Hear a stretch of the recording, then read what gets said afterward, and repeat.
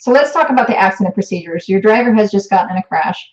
And this is what I find whenever I go to clients' offices a lot. I find that they have this orientation whenever they first hire a driver. And, they'll go over all the basics, like, this is the paperwork, here's the drug policy, here's our safety policy, here's some other training that you have to do. But it's interesting to me that they very briefly go over what happens in a crash. Like, what is the driver supposed to do? And he's left very confused whenever it actually occurs. So I feel like this is something that should be an annual thing. Like, if there is ever a crash, and we don't want there to be, but if there ever is, this is the key things that you need to remember. Just like whenever you were a kid and you did those fire drills. Every year or every semester, whenever you were a kid in school, they would do these fire drills. Bell rings, stand in the hall, do what you do. It's been a long time since I've been in school, so I don't know what they're doing now, but at least when I was a kid, they did fire drills. So, but companies aren't teaching their drivers what they need to be doing. So whenever it does happen, for one, you don't expect your driver to be like, yes, I know exactly what to do. I'm going to do this and this and this and this, because that makes logical sense. They just got in a crash, and a lot of times they're not acting rationally. They're not logical. They're kind of a little bit in shock still, and they're kind of a little bit lost. You're not going to be there within 2 minutes to hold their hand and say, hey, let's walk through this process. You can't have them on the phone the whole time, if you're not there. So train them on this. Train them, for one, for sure, at the very least at orientation whenever you hire them. Some companies I've seen where they have stuff in their cab books, and they say, okay, in the case of an accident, every company should have an accident kit in the truck.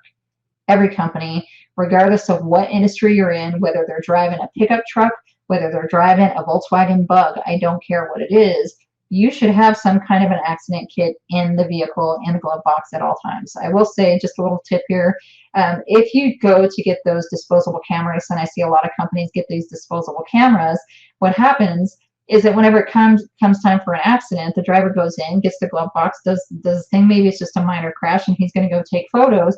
It'll take 1 or 2 pictures and then it breaks because they're actually using film. So they're getting those cheap digital cameras that say accident kits, but what they don't realize, so I'm just giving you this tip so you realize, and maybe you already know, but you can buy those disposable digital cameras because, for one, you don't want the driver taking pictures with his phone. And I say this because if he's taking pictures with his phone, for one, what if he leaves before you have any litigation, or what if he leaves before you,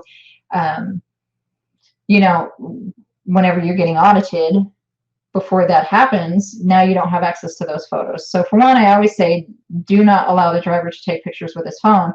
But for another reason is because social media is out here. So social media is here. Welcome to that. You definitely do not, even though you've posted it in your company policy, which your driver probably didn't read anyway, we all know how that works. And unless you go line by line with every driver over the company policy, are you reading it to them? They're probably not reading it. What you do is you hand it to them. They sign a piece of paper saying that they took it.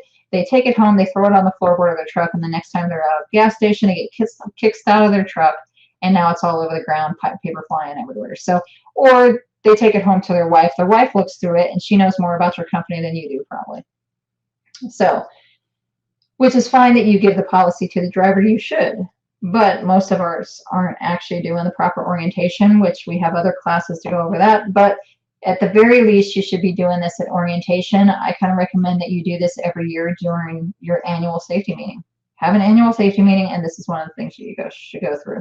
So include an accident training program at orientation. Have that accident kit. You can buy the digital. They're a little bit more expensive. They're usually $2 or $3 more expensive than the film.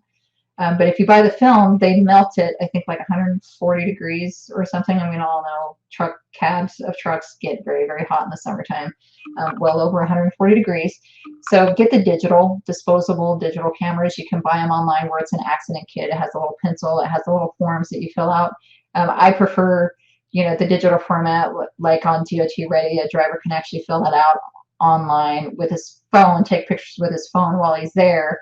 And actually upload everything and then delete those pictures. So either way, have the accident kit in the vehicles at all times, regardless of what kind of vehicle you're driving. If you have a company, you should be protecting that at the very least with that.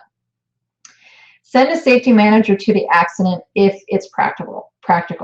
Okay, so in the case of a major bodily injury or fatality, you know, of course, your insurance company is going to send somebody out there pretty quickly. You should go out there pretty quickly if it's applicable, but a lot of times you're far away. If you're 200 or 300 miles away, the accident's probably already cleaned up by the time you get there. But if you're in a reasonable distance, try to get to the scene of the accident whenever something occurs. If it's a minor fender bender, nothing, no big deal. You know, they exchange information, then they move on. It's probably not necessary, but you know, send somebody if you can. Contact your insurance company because they need to know. Obviously, they're going to need to know those things. Follow your drug and alcohol policy post-accident testing procedures. We're going to go over that in depth. I like to go over the testing policies and procedures in depth because it's a big deal during audit when you did not drug test if you were supposed to, or sometimes if you tested when you weren't supposed to. So there is very specific instances that you can do a DOT drug test, and otherwise when you're not allowed to do that DOT drug or alcohol test, you should be doing a non-DOT probably, if that's what's in your company policy. But always refer to your company policy for sure, because some companies have a test every time but do that non-DOT test every single time an incident occurs. But the DOT is very specific on when you can test and when you should not test or cannot test. So that's what we're going to go over. So some of the procedures the driver should be following. Now, these are just sample procedures. Every company is different. You're different than my company was, and every company is different in how they operate. So these are just some sample accident procedures that you should be teaching your driver. So the first thing that they need to do, and a lot of people think, first thing I do is call 911. That is absolutely not the first thing you do. And I know it doesn't make a whole lot of sense right now, but it will. So the very first thing that driver is supposed to do is engage his emergency warning flashers. That's the first thing before anything else. When an accident occurs, whether he's involved in the accident or not, if he rolls up on an accident, and I keep saying he, but I know there's lots of she's out there, but you know, I'm probably just going to continue to say he, honestly. So if your driver rolls up on somebody else's crash, he should still set those emergency flashers. If he gets stopped in it, he has to assume that other people are going to get stopped behind him. It's his responsibility because now he's the professional. He needs to set those emergency warning flashers regardless of whether he was involved or not. So set those flashers immediately. Set those flashers. Within 5 to 10 minutes of being stopped, place triangles. And I say 5 to 10 minutes. That's a long time, actually, if you think about it. 5 to 10 minutes. If you sit here and you count 1, 1,000, 2, 1,000 for 5 minutes, that's really a long time for the driver to engage, you know, park the truck, engage the flashers, get out of the truck, get the triangles, which should be in the case. The 3 triangles should be in the case, either in his little possum belly or behind the seat, if you have a pickup truck, whatever it may be. But you have to have those 3 triangles in the box, sometimes mounted, depending on where it's at. So make sure that they understand. I like to see it done within 5 minutes, but things happen. Maybe he got jolted. Maybe he's a little bit dazed. You never know what happens. So within 5 to 10 minutes, if he's physically able, he needs to set those triangles, right? So he needs to set them in the appropriate places. And of course, they learned that whenever they got their license, but they probably don't remember. So that's something that you need to go over. If it's this kind of highway, it's, you know, 50 feet back, 100 feet back, 300 feet. If it's this kind, it's 100 feet here, 100 feet here, 300 feet there, whatever it may be, because it differs based on what kind of highway you're on. If you're a 2-lane divided highway versus a 4-lane, you know, divided highway. So secure scene and look for other injuries if possible, and hazards also. So the first thing, set their flashers, set out their triangles, and now they go and look for other hazards that are potentially there. They still haven't called 911, and this is what they are supposed to do. 911 is not going to be able to do anything other than talk to somebody on the phone. Yes, if somebody's injured, you do need to call 911. I'm not saying that you don't, but I'm saying securing the scene is way more important at this moment than calling 911. They need to secure the scene first. Now at that point, they're secured the scene, the flashers are on, the triangles are set, they're securing the scene. Now they're going to go look to see, is anybody injured? If nobody's injured, then, you know, maybe it is just most of the time, in most cases, if a large truck is involved, somebody's, you know, calling somebody. But if there are injuries, they need to have, I wouldn't say they need to have, you know, CPR, first aid, medic first aid, all that stuff. You don't need to train them on that. A lot of companies automatically train their drivers on that, depending on the industry. I know the oil and gas industry, all their drivers have to be trained in that. And if you are trained in that, then there's other responsibilities that are involved. So understand your state, what the state requirements are, whether medic first aid. Should you provide aid to somebody if you're physically able and qualified, physically and mentally able and qualified? I mean, you kind of should, but, you know, I wouldn't tell them that they're required to do anything. Make sure that you are very specific about, if you feel mentally able and mentally and physically able and qualified to assist medically somebody else, then that is an option. But I would not require it in your policy, because now you just stuck them to something they possibly don't have any ability to do. So be careful on how your policy reads on that. But could they potentially help other people? Yes. And that's just a judgment call that the driver has to make at that moment. So just guide them on what that means, what that looks like. So the next part, after they've already secured the scene, they've looked for other injuries, they've looked for hazards. At that point, now they call 911. Now they're calling 911 and they're saying, okay, there is injuries involved. I've secured the scene. This is where I'm at. And now the 911 operator will sit there with them on the phone while they're, you know, and kind of direct them from there. But until they secure that scene, for one, they would be in violation if they didn't. For two, other things can happen while they're trying to talk to 911. If you didn't secure the scene, you didn't place your triangles out, now all these people that are behind you, maybe you're on a curb, maybe you're on a mountain, whatever, maybe you're on a roadway that people don't have a lot of view on. You need to secure the scene first, then you're calling 911. At that point, at least you know, your driver knows, you've done everything in your power, in your ability to secure the scene first, and then you call 911, kind of tell them what's going on. And then from that point, they're going to guide the driver. Like I said, care for injured if able and qualified. If they don't have medic first aid training, then they probably shouldn't be pulling somebody out of a vehicle and doing CPR. If they are not medically trained to do that, then they probably don't need to be doing that, and you need to let the driver know that. Of course, they need to call the supervisor or company executive, give multiple numbers, because you might not always be available at 3 o'clock in the morning on a Sunday night. So you might be on vacation. They should have 2, 3, even 4 or 5 numbers to call if there's a crash. I like to have cab books that are pretty consistent, so we have them in binders sometimes. It just depends on the company, but they need to be able to know, and it doesn't need to be on their cell phone. So if they have everybody's supervisor's number on their cell phone, if they're on the cell phone talking to 911, it's not going to help a whole heck of a lot trying to look up the supervisor's phone number. So that should be something that's in your cab book or something readily available, so that they know exactly who to call. And if that person doesn't answer, here's the next person I'm going to call. Here's the next person I'm going to call. Because a lot of these large companies, I get it. You large companies out there, you have dispatching services, you have people that answer the phone 24 hours a day. But a lot of you companies out there that are watching, you don't have that. You are the dispatcher, you are the owner, you are this, you are the office manager, you are everything to everybody, and you kind of deal with everything.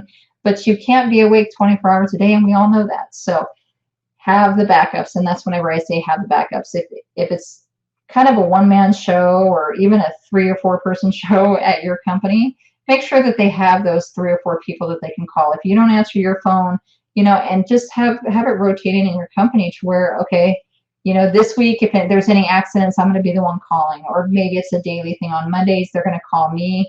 On Mondays, Wednesdays, and Fridays. On Tuesdays, Thursdays, and Saturdays, they're going to call you. However you want to work it out, just work it out to where the driver has multiple phone numbers to call. Okay, so here's where I have this thing start, and I'm going to say this. I have the little symbol here. I don't know what you call it, but I'm going to call it a star. Advise the driver not to speak to anyone other than law enforcement. And I have that started because in some cases, they probably don't need to be talking to law enforcement either. And I know you cops are going to hate me out here for saying this, but I'm going to say it. Sometimes drivers say things, and sometimes I like this quote, so I'm just going to say it. It's better to keep your mouth shut and appear stupid than to open it and remove all doubt. That's Mark Twain, by the way. My man, if you look at my picture back here, it's Mark Twain. So if a driver gets in a crash and he is flustered, and there are things, and I've been in plenty of accident scenes, and sometimes they're not pretty. They're never pretty, but sometimes they're a little shocking, and sometimes it's a little disturbing. Your driver is not always in the right mind, especially to be given a statement to anybody, let alone law enforcement, because the law enforcement officer, yes, he is there to investigate. Yes, he's there to take a statement. He only wants the facts. He doesn't want to know the who, what, why, when, where, and hows.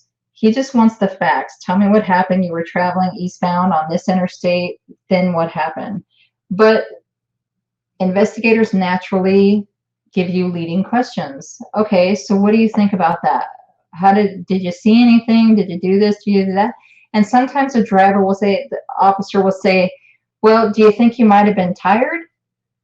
And the driver will say, well, no, I wasn't tired. Well, I don't know. And the officer will say, well, are you sure? And the driver will say, well, I don't know, because he's trying to rationalize what just happened in his own mind. So all he's doing is rationalizing in his mind, but he's speaking out loud. And as he's speaking, the officer's writing down every single word he says. Sometimes it is best for the driver just to be quiet. He has every right to do that. The officers don't like it. Because all they want to do is get their statement, right? They just want to get the facts, close it, and be done. But especially if the driver feels like he's going to say something that he probably shouldn't say because it's not true, or he's flustered, or he does not have a clear enough head to make a statement, it is perfectly okay for you as a supervisor to tell that officer, or you as a supervisor to tell that driver, or the driver to tell the officer, can you come back and get my statement whenever I've had a clear head, whenever my head's just a little bit clearer, because I'm a little bit hazy on what the situation, what actually happened here. That's going to be debatable. I know some of you safety people out there, some officers out there, some investigators out there, you're going to scream and yell, or you're not going to agree with me, and that's perfectly okay. I'm just saying, in reality, it's not just the DOT that these companies have to worry about. It's not just the DOT you have to worry about. You have to worry about a lot more than what the officer's statement is going to say, what the police report says, or what the insurance company says. In this day and age, you're also worrying about the opposing party's lawyer and how they misinterpret everything and take everything out of context and put it back together, however it's going to sound better to get more money from you. And I get that that's a sad way for me to present this, but it is what it is. And everybody knows it. You get in a crash, somebody's not hurt. 3 days later, they pretend to be hurt, and now you're paying out, or the insurance company's paying out a suit for $1 million because somebody says, oh, my neck hurt. We know it's bunk. I know it's bunk. You know it's bunk. Kind of tired of it, but it happens. So if you feel like in any scenario your driver is not prepared to make a statement, tell him not to speak to law enforcement until after the fact, until he feels like he's ready to actually make a statement, maybe potentially until you get there. Never, ever, ever should a driver speak to the media. You can go all over YouTube. All over YouTube, there is videos of drivers talking to the media, talking to everybody, posting stuff on social media. Facebook is abuzz with crash pictures. It's just ridiculous, honestly. It shouldn't happen. So for one, that should be in your company policy. Advise the driver that all information about the accident is not to be discussed without company approval. So this includes posting to social media for any reason. There should be nothing on social media ever about your company unless you posted it and it's something nice and warm and fuzzy on social media, of course. But you can look all over YouTube, all over Facebook, and it's all over the place. So the internal review board after accidents and incidents. every company should have this, even if you're a small company. I've had companies that have, 6 drivers that have an internal review board. Does it only have 2 or 3 people on it? Yeah, but it's okay. If they have 5 or 6 drivers and one of those drivers gets in an accident, you still should be following the same process. An internal review board doesn't have to be anything elaborate. It's not. One of the things I will say about the review board, though, it should always have the driver supervisor, an officer of the company, and another driver in that board. So there's always should be a peer, somebody in that driver's peer group. So it should be another driver, and it should never be the same one. If you're a large enough company, you can rotate the drivers. It should never be the same driver. Like you have this lead driver and he's on the board of everything, on all these accident boards, because then it gets to start feeling like people are playing favorites sometimes. But if you rotate and you say, okay, John Smith, you're on the review board this month, so if any incidents occur, we're going to hold you, we're going to want you on this board to review any accidents with us and help us decide what should be done with this driver, any kind of corrective actions that need to be done. That's something, for one, that it builds morale. If a driver feels like he's part of the company and his opinion matters, it doesn't mean he has to be on the review board all the time, but it definitely helps with your driver morale. It helps driver retention. It just helps show that you actually are caring about what's going on, and hopefully you never have to use it. Honestly, hopefully you don't ever have any crashes. There is none of this stuff, but having all this stuff prepared in advance and ready to go in advance, I feel like it's pretty important. And it actually does work. I've seen a company go where they had 15 crashes in a year. 15 crashes in 1 year. We put this review panel in place. It took a couple times to kind of refine it for them and make it work for them specifically. But the next year, they didn't have any crashes. None. They had no crashes. And it was because we changed the way the drivers thought about it. We did more training in the very beginning. They started hiring drivers better. They started qualifying these drivers better. The road tests that they did in the very beginning before they hired a driver were longer. There is plenty of things you can do to mitigate your risk, and everybody should do it, even if you're a small company or if you're a huge company. It doesn't matter. You should be doing these things.